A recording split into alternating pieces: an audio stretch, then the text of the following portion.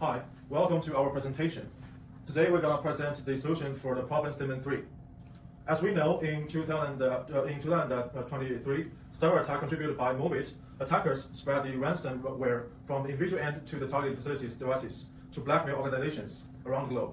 As you can see in the left chart here, there are 290 organizations got blackmailed in the US. In the DASSH 2023 report, generative AI has lowered the technical barrier for malware development by allowing the less skilled attackers to generate attack code through AI. This supply chain attack can also be duplicated with the help of AI if the amateur hacker wants to blackmail US critical infrastructures. Under this situation, what should we do? The current defensive strategy mapped out the targeted vulnerability among infrastructure and hackers, but this just find what attacker want to do, but we don't know how we stop attackers. So we want to think from the attacker's point of view by locating attackers' actions to the facility that got attacked. This strategy can utilize the attack to AI and analyze the system disorder caused by AI. Same thing. So now we have two questions here. Question 1: as an attacker with the powerful AI, how do I attack fast? I think it's from the shortest path. And the question 2: as an attacker with a powerful AI, how do I keep attacking getting the most extreme effect, which is maximum reward?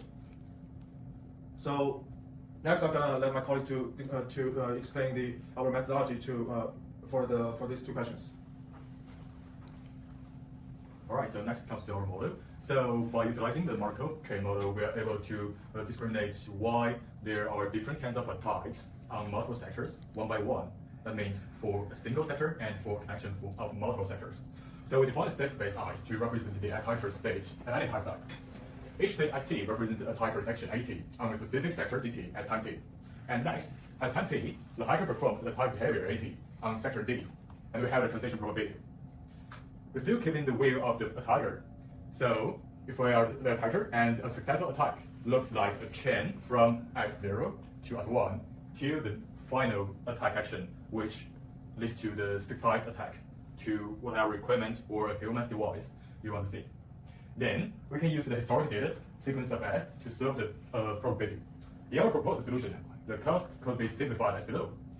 That is, to explain simply, we have attackers refers to choose paths with the lowest cost and leads to the most extreme effect. Here's the bug to see how our Markov chain model works. The Markov chain is always willing to choose the shortest path with the largest, with the most extreme effect on the single sector path or the connection path between multiple sectors.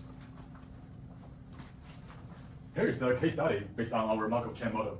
So let's assume there's multiple universities using their official email system, and if an attacker wants to use the ransomware system to attack on the retirement system, they will have the blackmail members from multiple universities rather than just attack on a single university's retirement system or their current employees' mail system, which will improve the efficiency.